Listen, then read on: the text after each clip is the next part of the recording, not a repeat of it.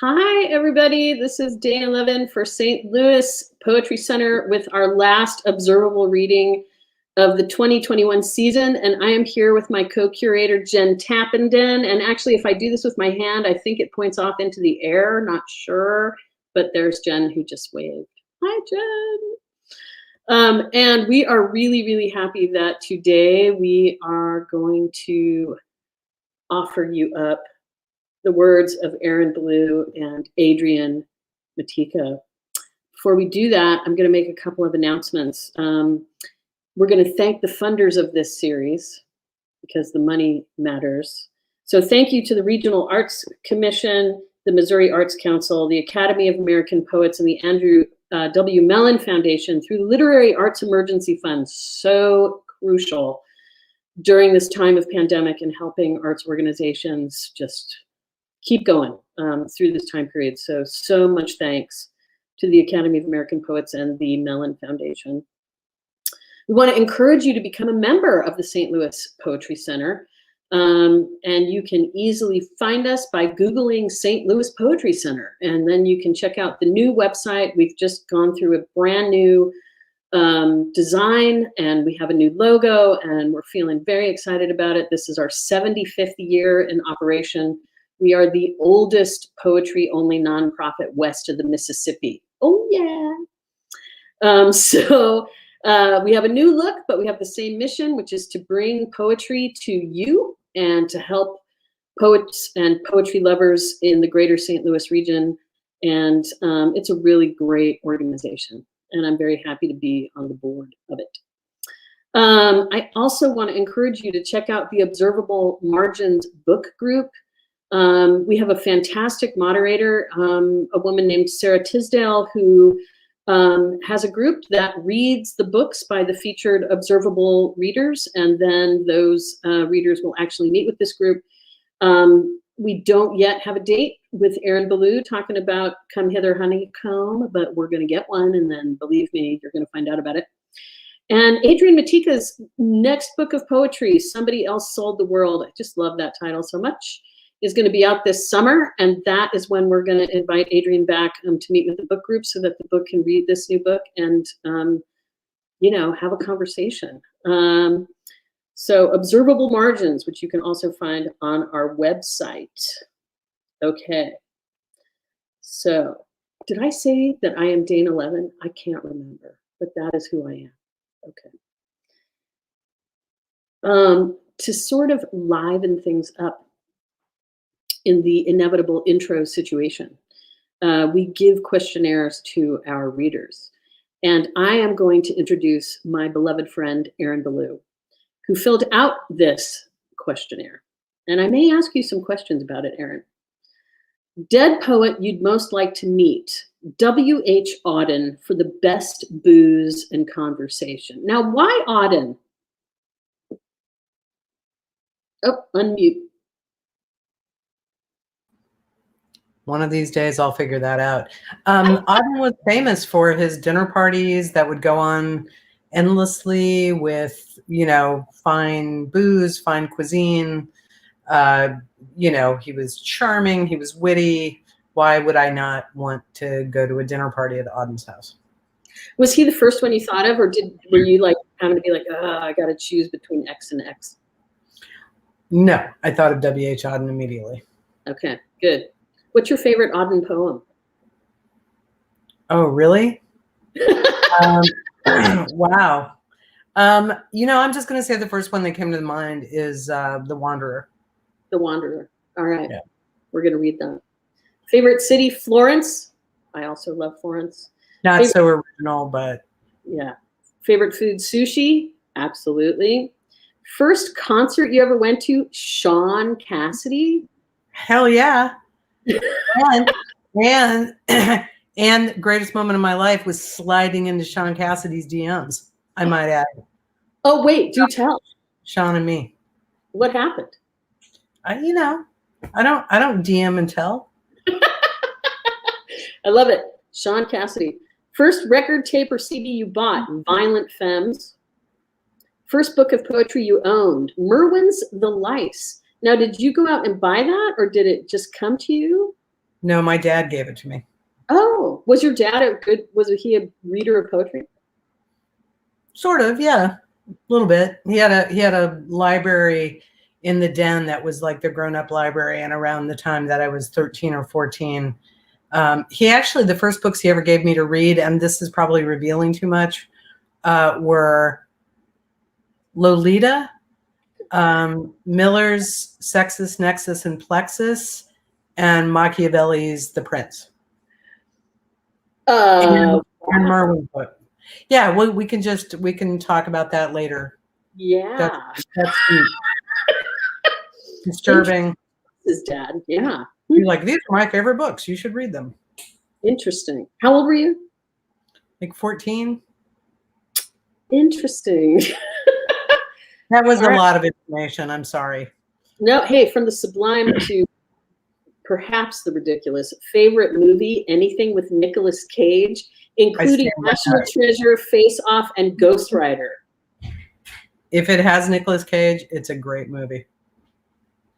Okay. I'm gonna die on that hill. I've fought with people about this, but it's true. So okay, all right, okay. Favorite childhood game or toy? Fort Wars. What did this involve? It was us like trying to stab each other with construction equipment that we stole from houses that were being built, like nail guns and back when there was such a thing as a free range childhood. But yes, everybody made it one.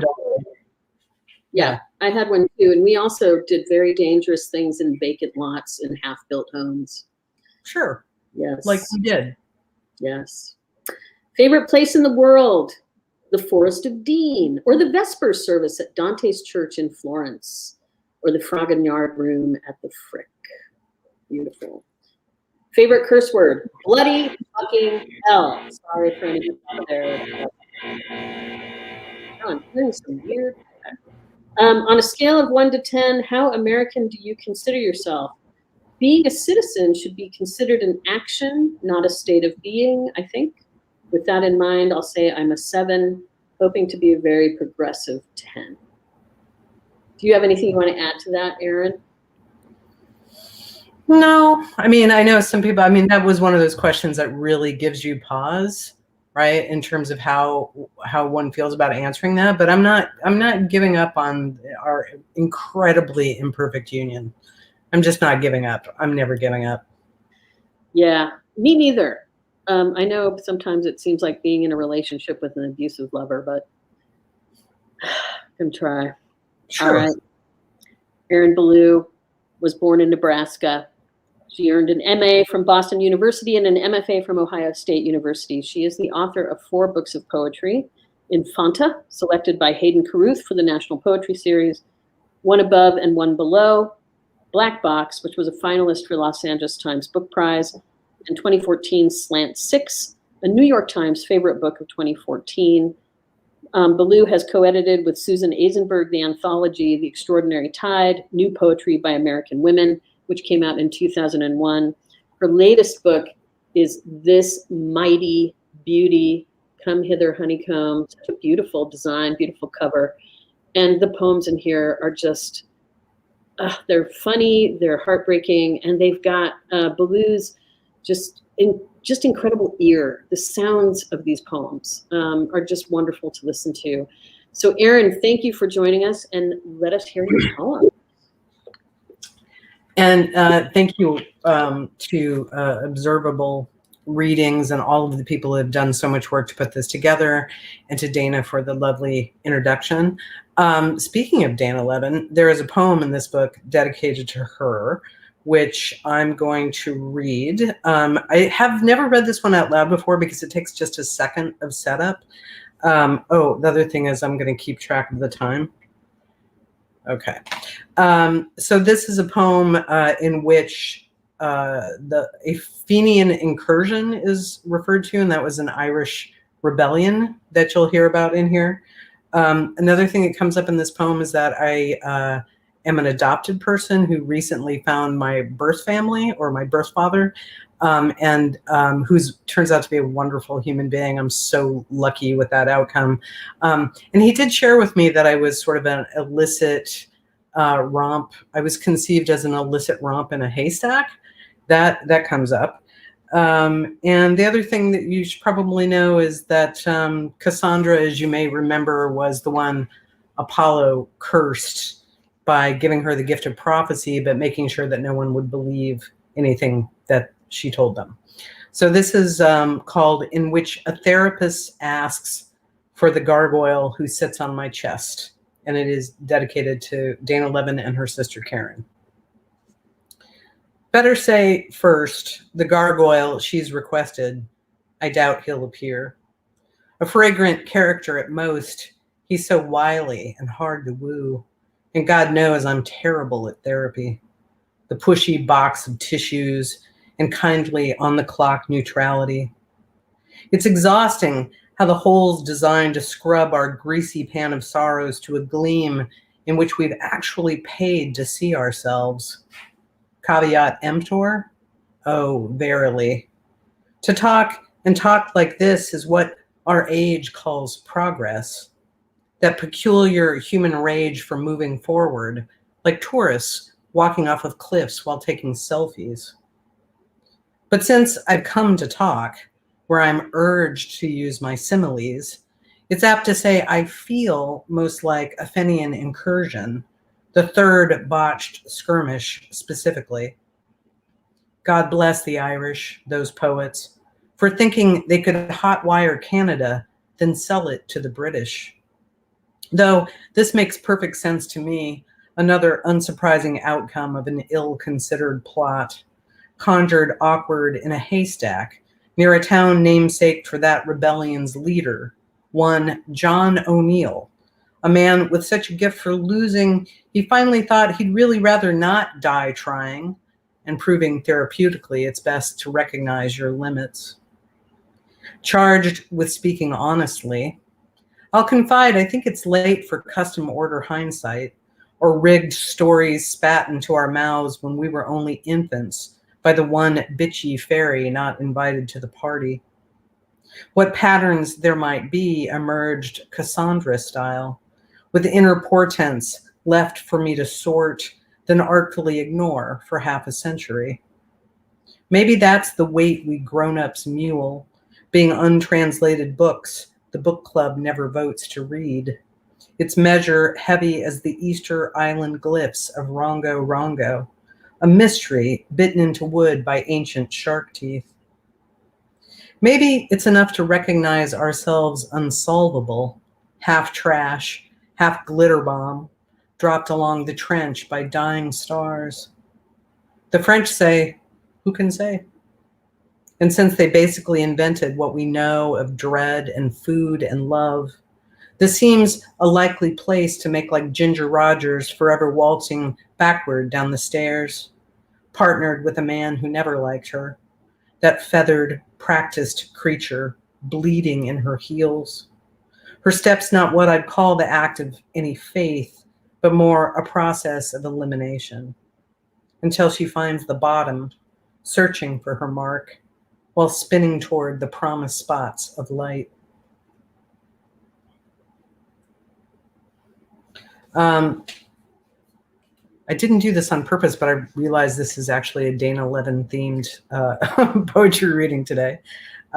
This next poem I'm going to read is one that Dana chose for Academy of American's Poets Poem a Day, and it's called She Returns to the Water. The dive starts on the board, something Steve often said, or rub some dirt in it, princess, when in his lesser, inscrutable mood. Steve of the hair gel and whistle, a man who was her diving coach, who never seemed to like her much, which was odd, given objectively, her admirable discipline and natural gifts, the years and years of practice, and the long row of golden trophies she'd won for his team. The girl she was then, confused, partly feral, like the outdoor cat you feed when you remember to, but won't allow to come inside. She's thinking of Steve now, many years later, while swimming naked in her wealthy landlord's pool, or grotto, to call it properly, an ugly Italian word for something lovely, ringed as it is with red hibiscus, white lights, and the mimosa trees draping their blurry pearls along the water's skin. It's 3 a.m., which seemed the safest time for this experiment, in which she's turned her strange and aging body loose.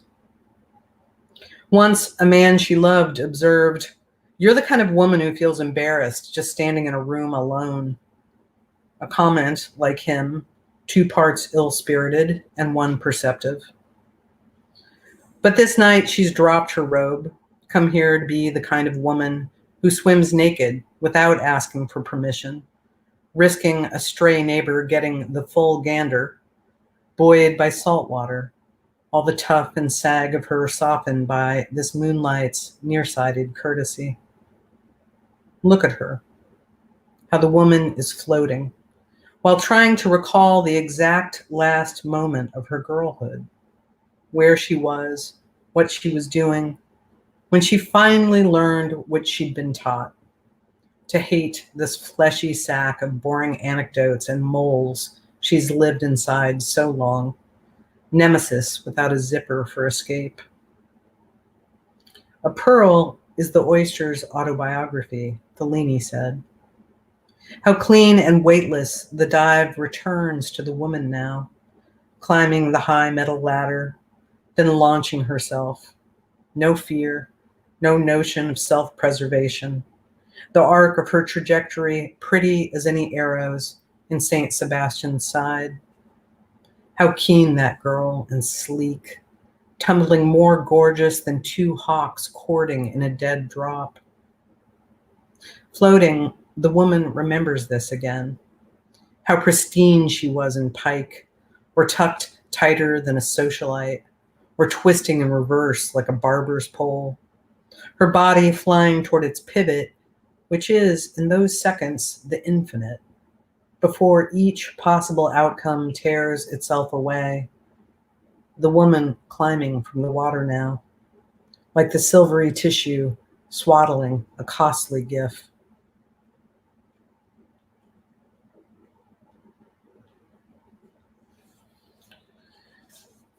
Looking for a more cheerful poem. That might take a minute. Oh, not that one.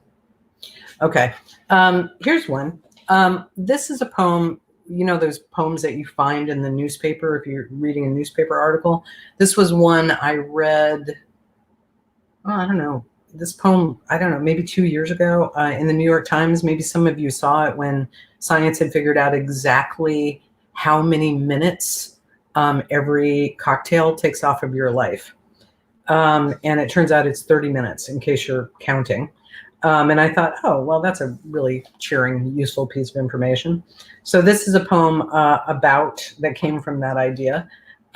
There's a point in which Longfellow shows up, and the part that sounds like Longfellow will be him. So this is called Pity the Doctor, Not the Disease. Science, in its tedium, reveals that every spirit we spirit ganks a solid half hour from our lifespans. So says my doctor, a watery, Jesus-eyed man, and hard to suffer with his well-intended scripts for yoga and neti pots, notably stingy with the better drugs, in situ here amid the disinfected toys, dreadful in their plastic baskets. Above his head, the flayed men of medical illustration are nailed for something like decor. The eyeball scheme is best, with its wondrous canal of Schlemm, first favorite of all weirdly namesaked body parts. It's just a splotch of violet on the diagram, but without it, our aqueous humors would burst their meshy dams and overflow. Dust thou art, to dust returnest, was not spoken of the soul, is what I quote to him as he thumps my back with his tiny doctor's tomahawk. But he's used to me. We have an understanding. What he means to miser, I've come to spend most lavishly. And I feel fortunate again to be historically shaky in the maths, enough to avoid making an easy sum of my truly happy hours, or nights curled sulphurous on my side, a price to sell shrimp boiling in anxious sleep. If we're lucky, it's always a terrible time to die. Better the privilege of booze than the whim of one more shambolic butcher shelling peasants in a wood, our world's long spree of Caesars starting wars to pay their bills in any given era's Rome. Turns out Longfellow's stomach did for him, and he died thirsty, calling for more opium. Free of the exam room now, I spot the same busted goldfish in his smeary bowl beside the door, where he's glugged along for years, a mostly failed distraction for poxed or broken children. I raise my fin to him, celebrate the poison we're all swimming in, remembering the way you say cheers in Hungarian, Ishtan, Ishtan, meaning, in translation, I'm a god, you're a god. Let's check the time. There we go. I'm just going to read a few more poems. This is a villanelle, and I spent a long time waiting for my very abusive muses to hand me the materials that might actually work for a villanelle. So I was very tickled when they finally arrived. This is a poem called Instructions for the Hostage. You must accept the door is never shut. You're always free to leave at any time, though the hostage will remain no matter what. The damage could be managed, so you thought. Essential to the theory of your crime, you must accept the door is never shut. Soon, you'll need to choose which parts to cut for proof of life, then settle on your spine, though the hostage will remain no matter what. Buried with a straw, it's the weak who start considering their price. You're no great sum. You must accept the door was never shut and make a half-life there, aware, apart, afraid your captors lost you so far down, though the hostage will remain no matter what. Blink once for yes, and twice for yes. The heart makes a signal for the willing, its purity sublime. You must accept the door is never shut, though the hostage will remain no matter what.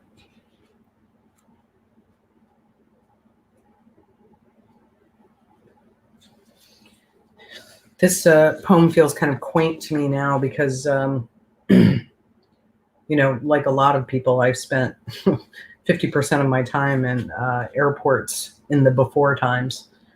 And I don't know about you, but I can't wait to go somewhere again. And I'm hoping for a lot of us that'll be soon.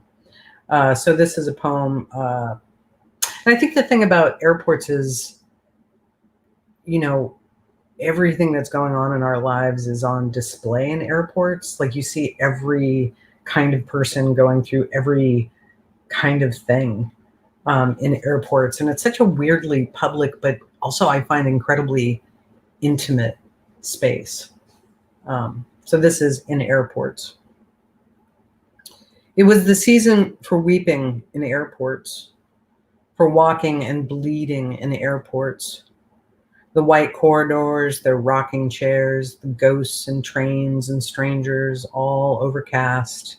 The windows and buzzing of people and earbuds, always the weather in airports. A stranger season she never knew. It was the season for these and what? The lady said, standing behind the long white counter and hives and sores, what left their weeping nettled prints below her clothes, red like the ghost of maple leaves raked wet from the sidewalk. It was the season of storm delays and lightning clocks, of shame and ghosts on trains, hanging from the vinyl straps, clinging to the stainless poles or buzzing in the long white row of rocking chairs in airports, a stranger season she never knew what was gone and where, and buzzing, how it walked and wailing like a ghost.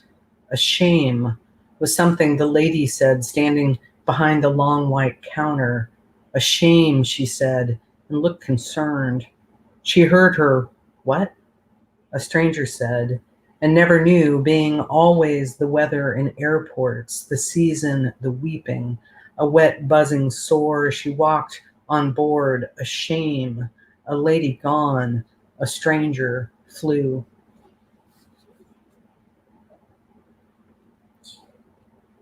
Okay.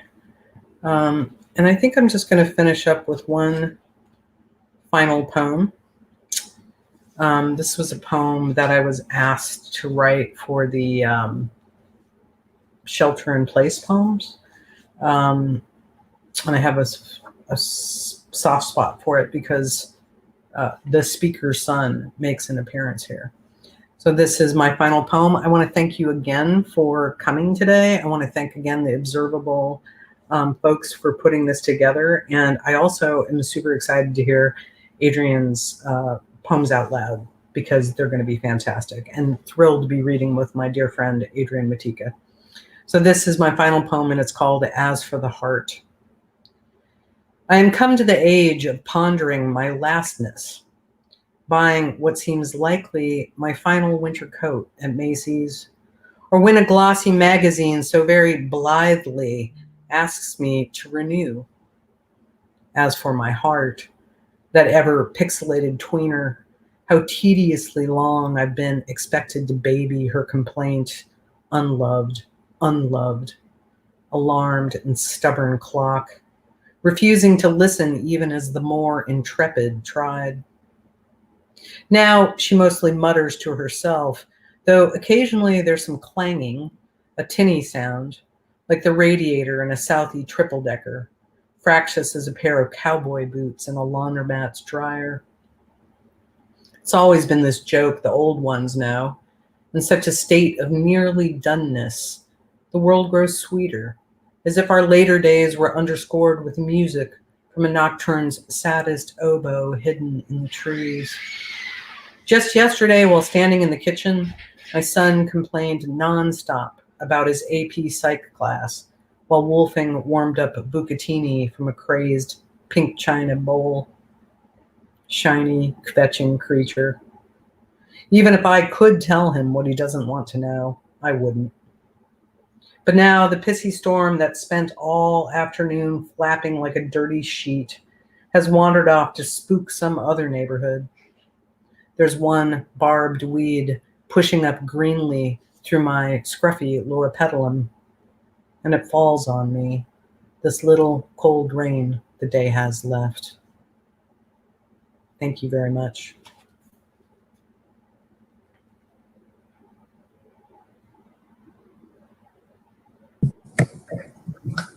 Thanks very much, Erin. That was amazing.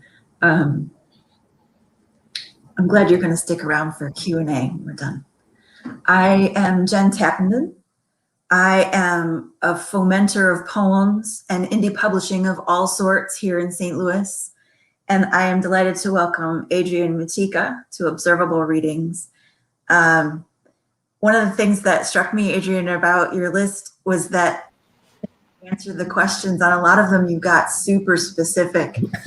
And I really, it speaks to me of the poet you are.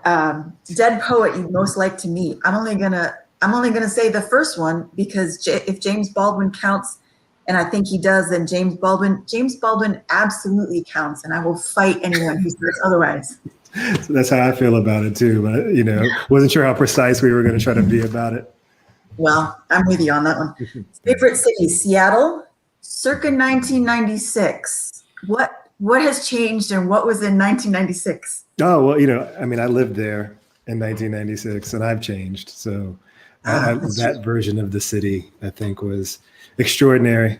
And the one that exists now is too, for a lot of different reasons. But, you can never go home.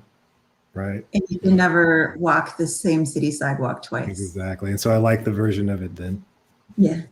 Favorite food, there's regular mac and cheese. Is this a homemade or is it the box? Doesn't matter. Anything the only thing I won't mess with is the stuff with the powdered cheese. I can't truck with that. But anything else, like I'm here for all mac and cheese. No, that's not true. One time I was with a friend of mine, and we were in Madison, Wisconsin, and had mac and cheese pizza, and it was terrible. Like it was just as bad as it sounds. But I thought because I like all things Mac, I would make the jump. No, it was terrible. Everybody else seemed to like it, but I just was offended by the putting these two things, because I also like pizza. So putting those two things together, what I thought would be supercharged, it was the complete opposite. It was not one and it was not the other. I felt like the little kid who wants to keep the peas and and everything else separate on their plate. It's a little bit of that. Yeah, peas don't belong in applesauce. They really don't.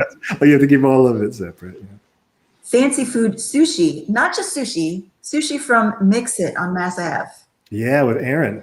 Yeah, that's exactly it. I mean, that when we're in Boston together, that's like a 3 or 4 time a week. And I should say, I'm saying that and it sounds very big, but it's not. They have sushi happy hour and things like that. But it's amazing. So anybody in Boston, check it out. It's right there on Mass Ave, not too far from the Leslie campus. Mix It. It's good stuff. That is one thing I miss about living closer, living on the coast, is that here in the belly button of America, there's no such thing as fresh fish. Right. Yeah. It's all an illusion. The first concert you ever went to, Fresh Fest, featuring Run DMC, Houdini, and the Fat Boys. Yeah. That was one of the first rap tours, and I didn't even know what I was getting into. And it turned out to be this thing that has been, I'm so glad that I got to see history in the making. I thought it was gonna be fun to see the Fat Boys, because they had this one hit that I liked back then called Can You Feel It? And I was really excited to hear that. But then it turns out that at the same time history was being made. I don't know why they came to Indianapolis, but they did. Because you needed to hear them. I did need to hear them. Yeah, back then there was only one record store in the entire city that would sell rap music. So a lot of things have changed since the 1980s. Yeah. So first record, tape, or CD, Prince's 1999. So was it a CD, a record, a tape? It was the tape first, and then I went back and got the record later because I wanted the liner notes. And so I was dedicated. I feel like I had other things, but that was the first one that I got myself. I remember my mom bought me the 45 for this song called Rhinestone Cowboy when I was a kid. And, I remember that song. Yeah. You know what I mean? Like, it was my jam when I was 6, but I don't think that counts because I didn't get it myself. My mom was a Helen Reddy fan. I Am Woman, Hear Me Roar. First book of poetry you owned was Langston Hughes Selected. Yeah, the one with the green dust cover. A bunch of people ended up with this same version. It's the one that the libraries use too. I found it at a used bookstore when I was in high school. Mm-hmm. Very cool. Favorite movie? The only movies I still have copies of. Isn't it funny how our things change over time? I used to have a stack of movies too, and I have very few now. Right. Digital. Ghost Dog, Moonlight, The Hustler, Nightmare Before Christmas, and Black Panther. So probably one of those. I like that. I like that as a group of films.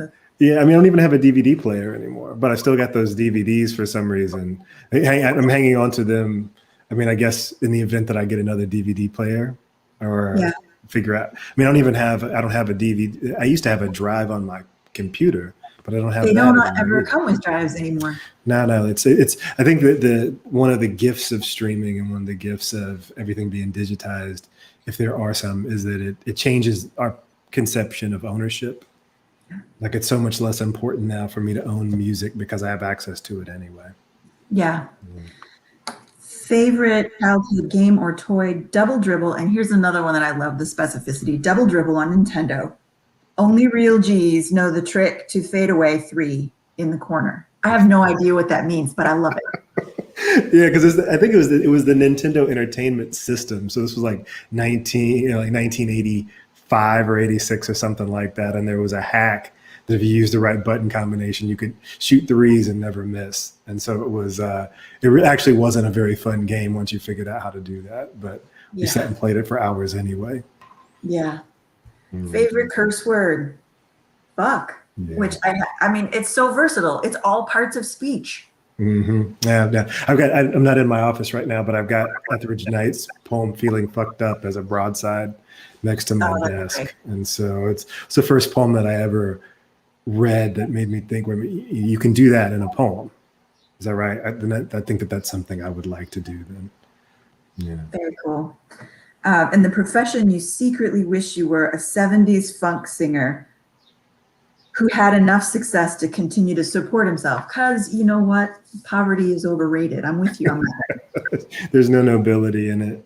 No, and as a urge, as a something to spur you toward creativity, not really working that way. Life. Adrian Tica is a graduate of the MFA program at SIU Carbondale. He's the author of The Devil's Garden, which won the New York, New England Award, Mixology, a winner of the 2008 National Poetry Series, and The Big Smoke, winner of the 2014 Ainsfield Wolf Book Award, and a finalist for both the National Book Award and the Pulitzer Prize. His most recent collection is Map to the Stars, and his new collection, Somebody Else Sold the World, will be out from Penguin in July of this year. And he's also got another book coming out this summer that was delayed that I knew he's going to read from and hopefully show us some art. Among Matejka's other honors are the Eugene and Marilyn Glick Indiana Authors Award, a Pushcart Prize, fellowships from the Academy of American Poets, the Bellagio Center, the Guggenheim Foundation, the Lannan Foundation, the NEA, and a Simon Fellowship from United States Artists. He teaches at Indiana U in Bloomington and served as Poet Laureate of Indiana for 2018 and 19. Please welcome Adrian Matejka. Thank you for that, Jen. And thanks, Dana, for all of your work, and Erin backstage. You're awesome. Shout out to the St. Louis Poetry Center, one of my favorite organizations, and also the Observable series, which I was lucky enough to read in, I don't know, 10 years ago, maybe. So it's nice to come full circle. Erin Belieu, that was a beautiful reading. I love Come Hither, Honeycomb, and everyone should pick this book up. It's incredible. Erin is truly a genius of craft and intention. Yesterday was the birthday of Eddie Hazel, who was the guitar player for Funkadelic, and he would have been 71 years old had he not died of an overdose. And so I have an art and poetry project coming out with Third Man Books this summer that's inspired by Funkadelic. And so I want to share a little bit of that with you just really quickly. And I'm going to share my screen so you can see the work that's being done. So this is, how do I explain it? I think it's called a tete beche. It's a book where on one side is one book and then you flip it over, and on the other side there's another book. So one half of the book is inspired by an album called Standing on the Verge of Getting It On, and you flip it over, and the other side is inspired by Maggot Brain. And so I'm going to share my screen with you so you can see some of the art from Maggot Brain and read a poem. So hopefully you can see that now. The art on this half of this book was done by Nicholas Gallinen. He's an Inuit musician and artist who I've collaborated with in the past. He's a brilliant, brilliant dude too. So I'm just going to read one poem, because one part of the poem, because it's a 12-page poem, and that's not really wieldy. So, inspired by Maggot Brain, in honor of Eddie Hazel. Ain't you supposed to be discreet inside this song, like notes made of teeth? Ain't you supposed to skip the wet alley of heartbeats? As many questions as beliefs before the needle and need. In the brain pan, light fixtures are vacant like they always are in abandoned houses. Flick of empty switch, notes conscripted and amalgamating, and somebody out there is hoping for a place to glitch. They throw a protest brick made from sound into your amp stack anatomy. They giggle as speaker and preamp tumble intimately. Maggot brain, foil packets crumple the same way, bend of fingers, bend of brain, arcing the spent lighter light. The knuckles rise behind that twitchy brick is just like a silhouette of mountainness, left loves, lost guitar picks, dropped afro picks on the dash to cop, and then from a cop, his nightstick slapping hip with each broken leap. Big-chested, precipitous escapes down gorge sides as loose rocks follow your scramble through rivers and glens where animals barely pause while you sprint by in a leather jumpsuit, feathers still in your brim.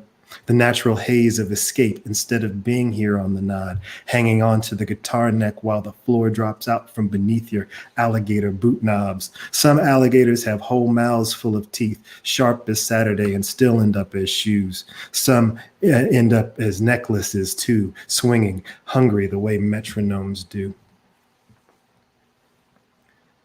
So that's some of Nick's art too, his alligator shoes. Yeah.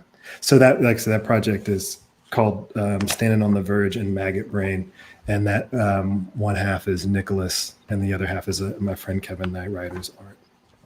So I was going to spend the rest of the time that I have just reading from the other book, Somebody Else Sold the World.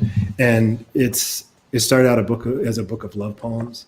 And then the pandemic happened. So almost the entire book was written between March 2020 and October 2020. There are several poems with the same title, Somebody Else Sold the World, and they're inspired by David Bowie's song, The Man Who Sold the World. So I'll read a few of those and we'll see what we can do. Somebody else sold the world. And before I knew it, the violet sky was flagged with the sun's violent demands. For magnolias in bloom, natural light, any place magnanimous without locks or doors, different kinds of masks for being and breathing. The antagonists with their vanity tans and usual mischiefs whistled jingles about liberties and wars as we buttoned up our confinement and dreamed about hugging. We talked about was and when we missed our friends and dentist appointments. Molars dropped out without breathable air. Hair forgot the natural colors without testimonies and intersections and barbecues. Words lost their family recipes. Friends lost their words, then lost their parents. A masked few found love somehow in the gerrymandered grocery lines and farmers' fields upturned with unsellable vegetables. So the antagonists cornered the curfews, manufacturing arguments with guns at the ready like henchmen. The air around us was so ripe it might have broken in half if we could touch it. It was weird to be writing a book while things were happening, because when I started working on this, you weren't allowed to go anyplace. And then George Floyd was murdered and Drejon Reed and Breonna Taylor and all of this stuff happened and a protest popped off. So I was out protesting, not as much as I should have been, but I was out there. And so that ended up becoming part of the poem too. And I don't remember if this happened in St. Louis, but in Indianapolis, they instituted curfews to keep people from protesting. Somebody else sold the world. It's got an epigraph from Ben O'Cree. Hunger is an antagonist.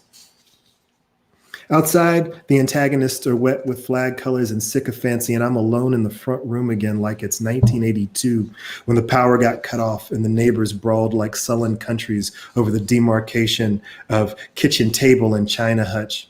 Another revolution breaking in half, another slim-ringed alliance snapped under the weight of lost referendums. Where did their long-stemmed love go?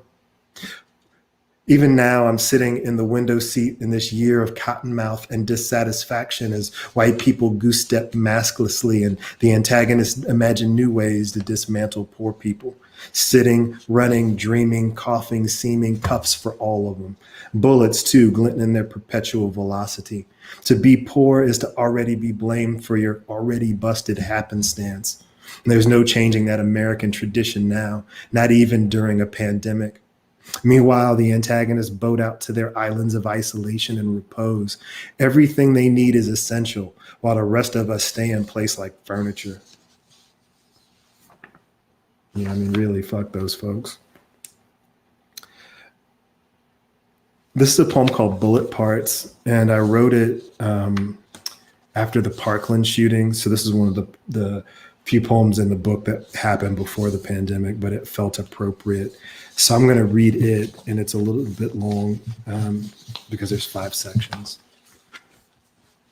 Never know if I should admit that or not, because now like people might be like stressed out that they're going to have to deal with this long poem. But each part of the poem is based on part of the bullet. Bullet parts, primer, and primer is brass and lead. The bullet base is made from the kind of brass that otherwise would have been a classroom doorknob or a cheap ring at one of those pre-quarantine gathering spots with games of chance and lights that surprise and delight. Or molded into new French horns for the underfunded youth band. No solos for the hornists, but they are still vital to the orchestra. At the center of the brass base, an igniter made out of lead. An igniter is only good at exploding, but the lead might have scratched out love letters and meticulous notes with old-time penmanship, or become part of the paint behind the periodic table of elements in the back of a public school classroom. PB, atomic number 82. It's right there, lining Roman aqueducts and wine vats at the end of the empire. It's right there, holding reactors and their radiations close as a friend in need. Walkman batteries running out in the middle of the slow jam again. The voice gets thicker and deeper in the tape correction. In some other life, the primer probably would have gone in another direction. Rim, it's made out of brass. Big brimmed accomplice, cast off of copper and zinc. Ballistic of tough talk and easy pickup. You might have been the lower lip of a brass mouth that never learned its own etiquette. Still crimped, still pinched. You could have been alloyed as a rib for caging some other amended fauna in the arboretum of murderers, where out-of-season hunters line up for hours just to ogle your flange. Propellant. Gunpowder or cordite. Gunpowder, like poetry, was mistaken for an immortality potion. Poetry, like gunpowder, was first used to light up the sky with every color outside a summer window. AD 700 and the first propellant welcomed the new year with combustible surprise and eye-covering brightness. Gunpowder, easily misunderstood as medicine in its beauty, raising dragons and open palm stars bird level to the sky. While cordite can't be anything other than the killer it was mixed up to be. Since 1889, nitrocellulose, nitroglycerin, and petroleum jelly, a murderous clique. Cordite is only good at killing. Since 1889, cordite has been made killing easier for the bright-badged killers. Case, brass or steel. Brass again, wishing to be a lost key or a better Victorian decoration. Brass again, wanting to be badged in a gentle fashion. Steel, too, taken from the sides of ships or the skeletons of skyscrapers. Steel can be the fist-bumped architecture full of empty seats fans used to sit in, or car bumpers dented in claustrophobia. The stop sign nobody slows down for when cops aren't around at the fork in the road. Forks in the drawers of the local establishments that only serve takeout now, and butter knives for the drunken disagreements, past and future. Nerves steeled by food and beer, abs of steel too, and the old commercials on the TV in the corner. And this is the last section of this. Bullet, and that's the actual thing, right? Lead and alloy. Lead in the belly, copper and nickel skin in abundance each year. 10 billion bullets made in America each year. Enough bullets to kill all of the earth each year. The bullet hits 3 times faster than we can hear its concussion. The bullet breaks the air with 2,182 mile-an-hour admissions. The bullet is a grim onomatopoeia for itself. The bullet is a slim allegory for a gun-happy nation and its attendant segregations. Lead belly wrapped in a grinning Freedom Amendment. The gun is almost more important than what comes out of it. A gun is always more important than the people in front of it. And here we are again, so many Black women and Black men in front of it. Yeah. All right, I'm going to just read like 3 more poems. I feel like the stuff that I'd picked out that I wanted to read is still here, but I want to add 1 more poem to it. All right. I've been thinking a lot about how people justify their actions and the excuses that they make. And so this is a poem about that. Somebody else sold the world. I don't know if I should excuses.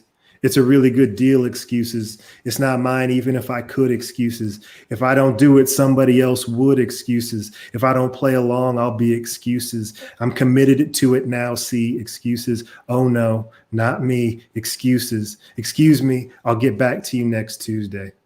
Let us go, you and I, excuses.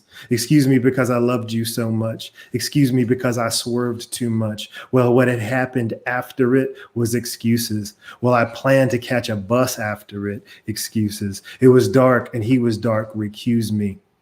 There was no one to help me, excuses. I was worried about myself, my safety, excuses. What about me, excuses? Excuse me, what about me? A lot of this book was written thinking about, 45 and all of his foolishness and the belligerence that he enabled. He actively partook in, but also enabled in other people. I live in downtown Indianapolis, and there was somebody down the street flying a Trump flag, a Confederate flag, and then that "Don't Tread on Me" flag all in a row. Like this kind of, I don't know, this performance of racism that I thought was beyond us, or we were beyond, but I should have known better.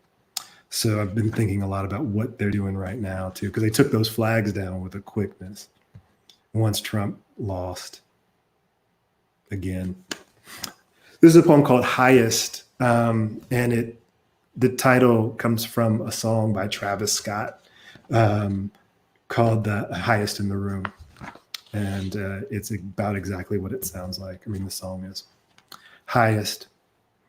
I rise up, therefore I must be like Descartes if he didn't finish all the reading. I raise up like the highest black hand in history class. I am risen like the blood pressure of anybody black mimeographed in this chronic textbook of a monochromatic year. That's infant mortality rate high. That's high top fade high. Almost everything here hangs threadbare squarely in the red line of summary excuses. Everything else up here, from the cop apologies to the solidarity statements, a double tap of distraction for somebody else's high sign. That's unemployment high. That's Machu Picchu high. What a relief hardly anybody stuck around to see me on the low side of the mountain. What a reprieve because I kept rising stealthily, past my inherited hearsay, way past my historical anxiety, until I am so high up on the shelf, I eye-level alchemy. Even up here, I'm adept at shrinking myself for safety. Even up here, my shoulders hunch like a small analogy. All right, so I'm just gonna read actually, I'm just gonna read 1 more poem. It's one of the last poems in a book. It's also called Imaginatively Somebody Else Sold the World. But I need to say this even though it's in the poem. So my parents wouldn't let me watch TV. And one time I snuck away and watched Poltergeist on HBO. So this was probably, 1982 or 83. I was so scared of that movie. I was so scared of Poltergeist that I became frightened of the day I watched it on. So I watched it on a Tuesday. And after that, I was just terrified of Tuesdays. All day Monday, I'd be stressed out because the next day was Tuesday and it would remind me of Poltergeist again. So, yeah. Somebody else sold the world. When I was a kid, I watched Poltergeist on a Tuesday and it scared me so much I was afraid of the weekday itself. And still each Tuesday, the long-fingered trees outside of my head are missing some bark. Antagonists all over, mostly maskless as unprepared burglars. They cough without covering their tracks. They leave their shoddy fingerprints everywhere. On their self-congratulatory neighborhood walks, they equip their own nondescript hearts until they burst and resurrect inside the TV's particle white. All voice and hardly any body. It will be weeks before anybody cares enough to change their channel. In my imaginations spring forward, the last antagonist on his fold-out throne feels just like a black man for a minute. Everyone crosses the street as soon as he gets near. His pockets are turned out to their white parts, and still, everyone acts like he sold the world. Thanks, everybody. Thanks for listening. And thanks, Erin, for giving me the chance to read with you, my friend.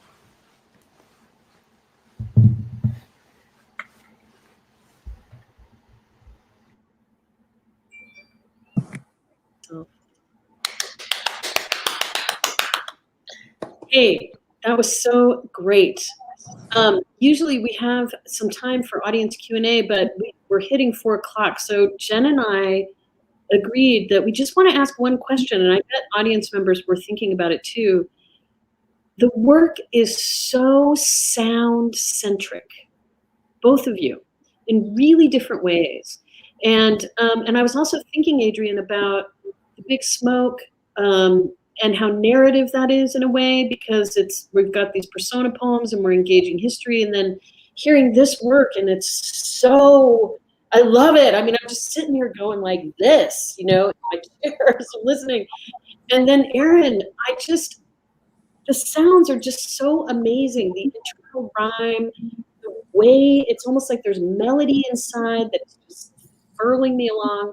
So I was wondering if both of you could just talk about sound in poetry, not music, but sound, and like, how did that develop for you? And was that natural or learned, or if you would just both talk about that?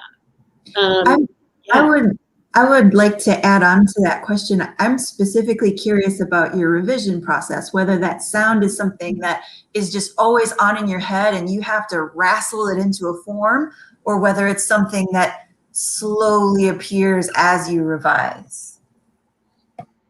Adrian? No, you first.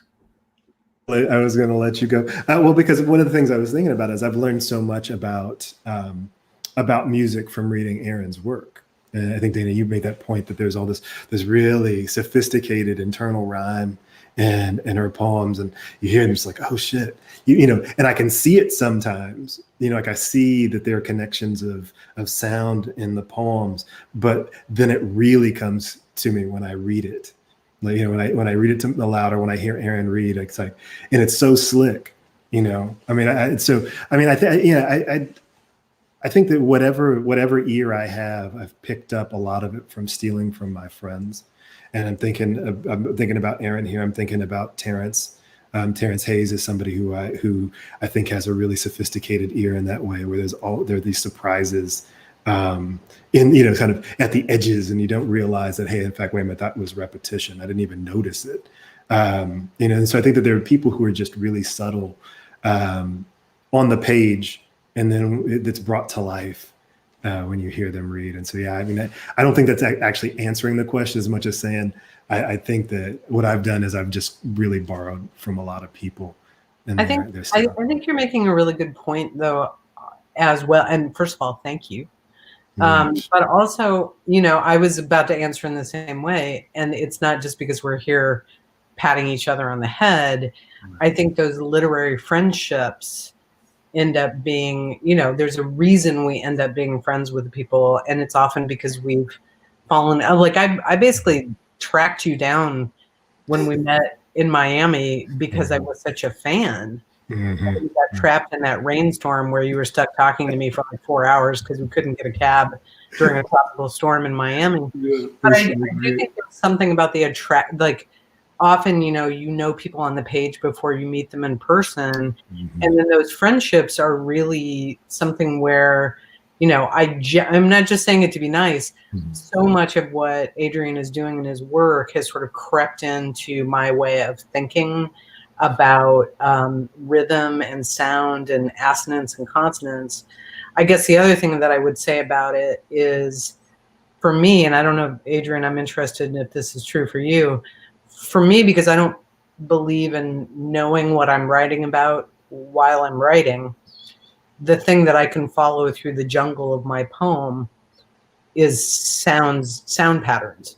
Mhm. And if I have the sound patterns, it's like having the kind of line to, and that keeps that allows your unconscious mind, I think, to do work, because you're busy misdirecting yourself over here, following the sounds that language is making. Because I don't count on my conscious mind to have that much to say. I count on what's interesting burbling up. Do you follow sound as a line to make sense in a poem? You know what? I I think do, and I didn't realize it until this summer. And I think part of it was not having. I mean, so this book was supposed to be out next year, and then when I turned it in, they're like, "Oh, this seems timely. Let's move it up." And so I went from having what I thought was going to be a year to revise to having like 2 months. And so, because of that, I think that I was more in tune with the generative process of the poems than I ordinarily am. Because usually, I mean, like, it took 8 years to write The Big Smoke. It took 6 to write Map to the Stars. So the distance between when it was generated and when it actually appeared in the world was significant. This was so crazy. I was looking around, I barely had time to submit the poems because I didn't have 6 to 12 months to wait for somebody to respond. I had like 2.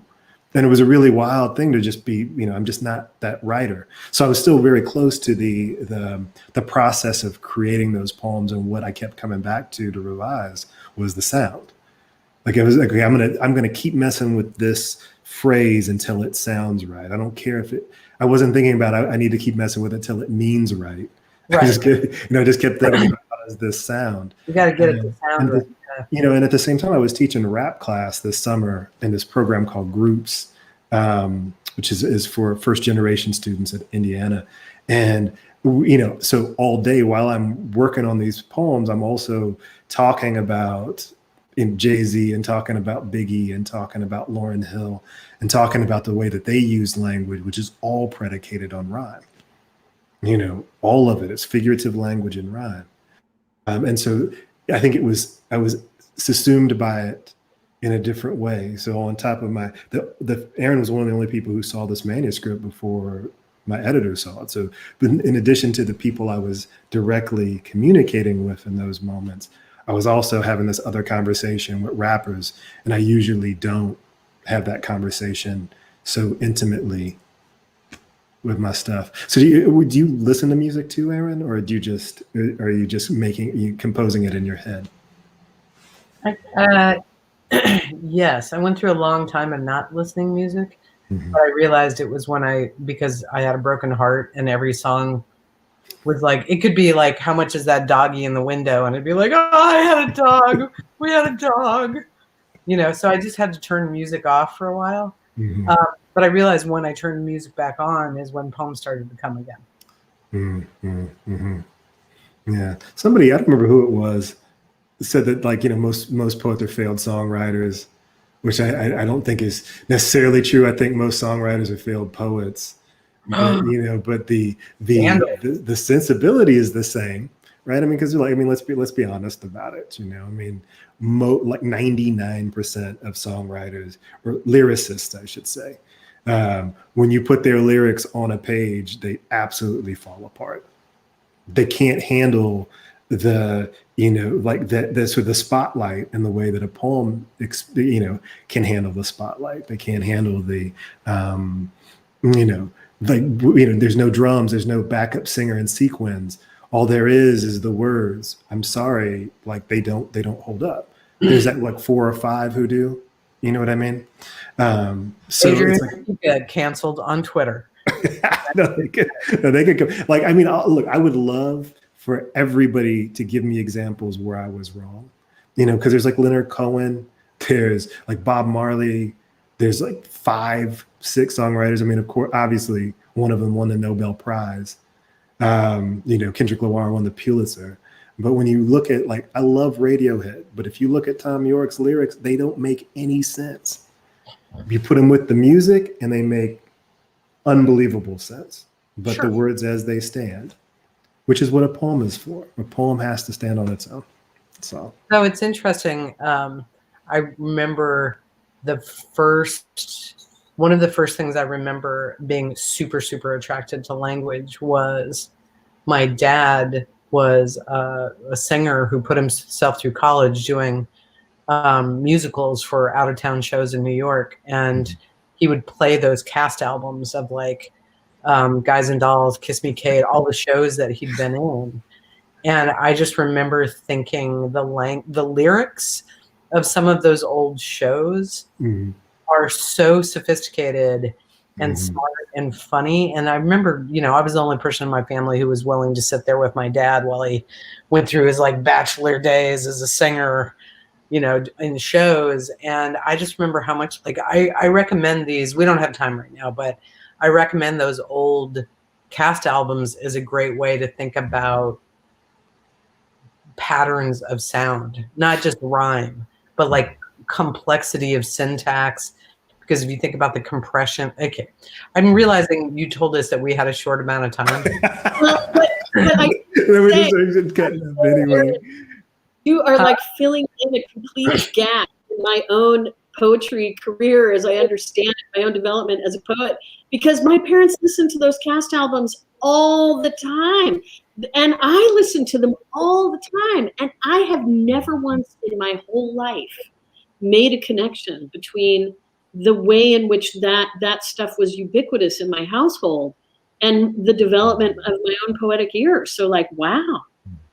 I would say the other thing was being forced to go to Sunday school and hating it like fire. But the one thing they did in Sunday school that I remember was they sang the books of the Bible song. Were you guys ever taught that in school or anything? And I just remember it would go like Genesis, Exodus, Leviticus, Numbers, Deuteronomy. And I remember like I was completely tuned out, didn't want any truck with church.